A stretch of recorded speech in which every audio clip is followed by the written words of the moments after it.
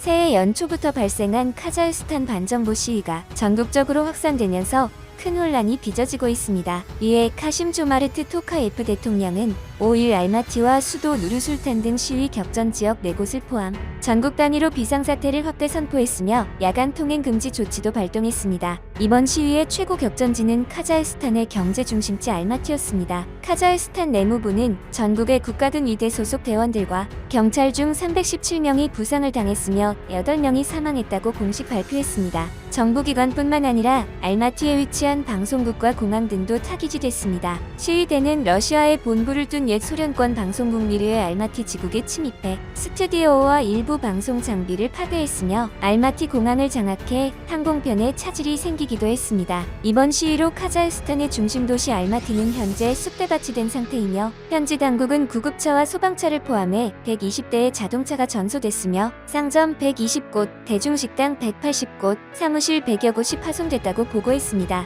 현재 언론은 다른 지역 소식들도 추가로 전했습니다. 전국적인 규모의 시위로 서북부 도시 악토베, 북부 도시 코스타나이와 페트로파블롭스크, 북동부 도시 파블로다르 등에서도 시청사가 습격을 당하는 등 사태가 이어지고 있다고 보도했습니다. 현재 최악으로 치닫고 있는 카자흐스탄 반정부 시위, 과연 그 원인은 대체 무엇일까요?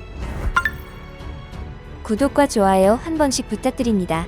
이번 시위는 액화 석유가스 LPG 시장의 규제 철폐에 따른 가격 폭등으로 촉발됐습니다. LPG는 가솔린이나 디젤보다 저렴해 서민들의 차량 연료로 사용되는데요. 이 때문에 카자흐스탄 정부는 LPG 시장의 가격 상한제를 설정하는 한편 가스 공급업체에 보조금을 지급하면서 적정가를 유지해왔습니다. 그러나 시장 통제로 인해 쉐브론과 엑손 등 외국계 에너지 기업들의 가스 공급이 줄어들어 주기적인 LPG 부족 현상을 겪기도 했습니다. 이에 카자흐스탄 정부는 그동안 유지해왔던 가격 상한제를 철회하는 초강수를 던졌죠. 규제 철폐로 보다 많은 에너지 업체들이 유입돼 공급 부족 문제를 해결하고자 한 것입니다. 그러나 시장 자유화 이후 LPG 가격이 천정부지를 향해 치솟으면서 문제가 발생했습니다. 지난해 평균 1리터당 50탱게였던 LPG 가격이 새해 들어 2.5배에 달하는 120탱게로 폭등한 것입니다.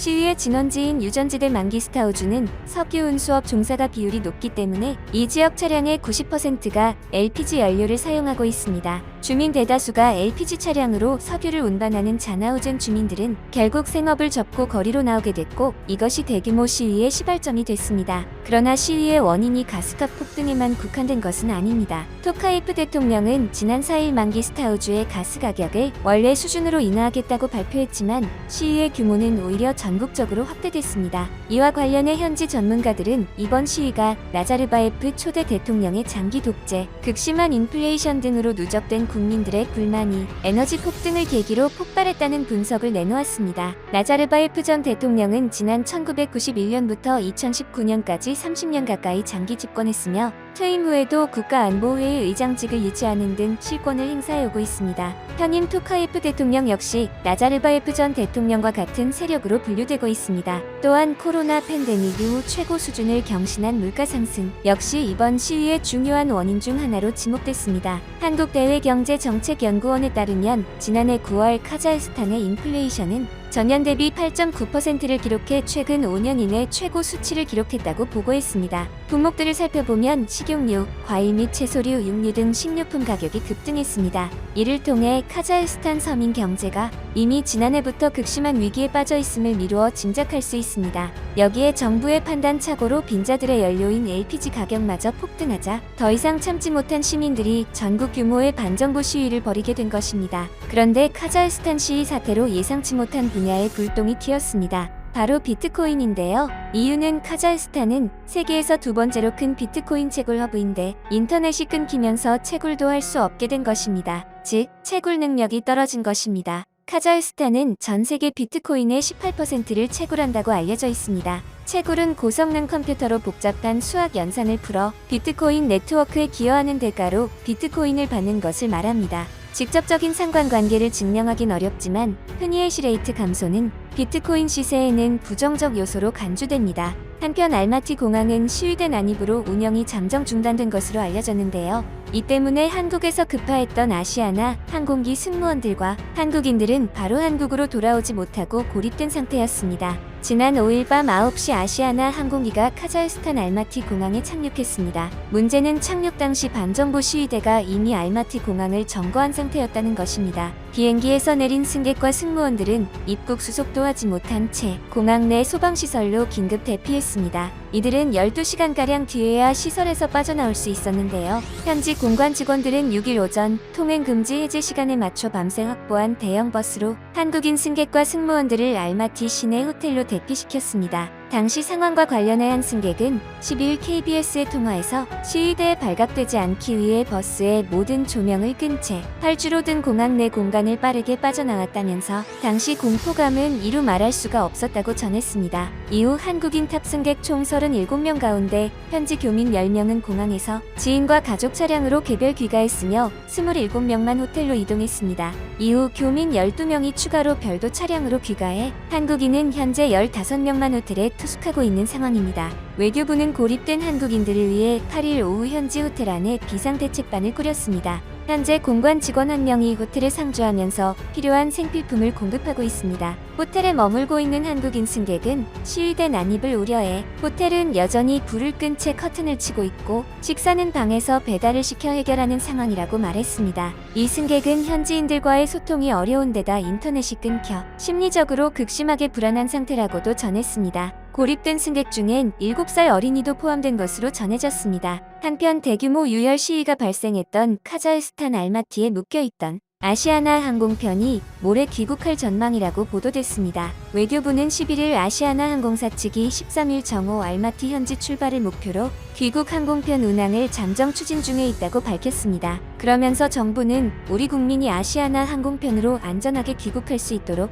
필요한 영사조력을 적극적으로 제공해 나갈 예정이라고 설명했습니다. 다만 알마티 공항의 재반 상황에 따라 출발 일정은 변동될 수 있다고 덧붙였습니다. 한편 카자흐스탄은 원자재가 아주 풍부한 나라입니다. 지난 요소수 사태에 이어 원자재 수입선 다변화가 다시 대두되었는데요. 이처럼 언제 어디에서 무슨 일이 일어날지 모르기 때문에 원자재 국산화 및 수입선을 다변화해야 하는 것입니다. 그리고 요즘 국제 정세를 보면 꼭 한 나라와의 문제가 아니더라도 도미노 현상으로 국내에 영향을 미치는 상황입니다. 요소수 사태를 다시 보면 한국은 요소 제조가 어렵지 않은 공정인데도 불구하고 거의 전량을 중국에 의존했었는데 그 이유는 가격 때문이었습니다. 국내에서 생산하는 것보다 중국산이 더 저렴하기 때문이죠. 하지만 이번 사태에서 보았듯이 가격이 저렴하다는 이유로 특정 국가에 거의 전량 의존하는 경우 해당 국가의 입장이나 상황에 따라 큰 타격을 입게 된다는 점입니다. 이번 요소 부족 사태는 국가 간 외교와 무역이 연결되어 도미노 현상으로 발생했는데요. 호주가 중국의 코로나19 책임론을 주장하자 중국이 호주산 석탄 수입을 금지하는 것으로 무역 보복을 한 것입니다.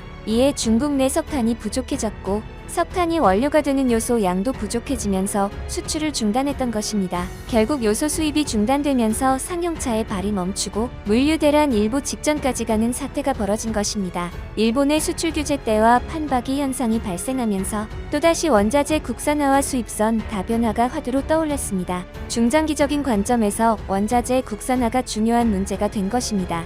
가격 대비 수입이 유리하다는 판단에 따라 외국산에 전량 의존하다 보면 이번처럼 결정적으로 타격을 입는 순간이 발생하는 것입니다. 수익 구조에 문제가 있지만 국내 생산이 가능하도록 기본 산업에 대한 국가의 지원이 필요한 부분입니다. 또한 수입선 다변화도 반드시 필요한 조치입니다. 이번에는 요소가 문제였지만 현재 우리나라가 특정 국가의 수입을 80% 이상 넘게 의존하는 품목이 3,900여 개란 사실은 어느 품목에서든 이와 유사한 사태가 언제라도 발생할 수 있다는 점을 시사하고 있습니다. 일본의 수출 규제가 전화위복이 되어 소재 부품 장비 육성으로 이어졌던 사실을 생각하면 각 품목의 원자재 국산화와 수입선 다변화는 뒤로 미룰 수 없는 필수적인 선결 과제란 사실이 또다시 입증됐으며 카자흐스탄 시위로 발생한 우라늄 및 원유 가격 급등만 봐도 원자재 다변화는 그 무엇보다 중요한 문제입니다. 또한 13일로 예정된 카자흐스탄 내 한국인들이 무사 귀국하기 바랍니다.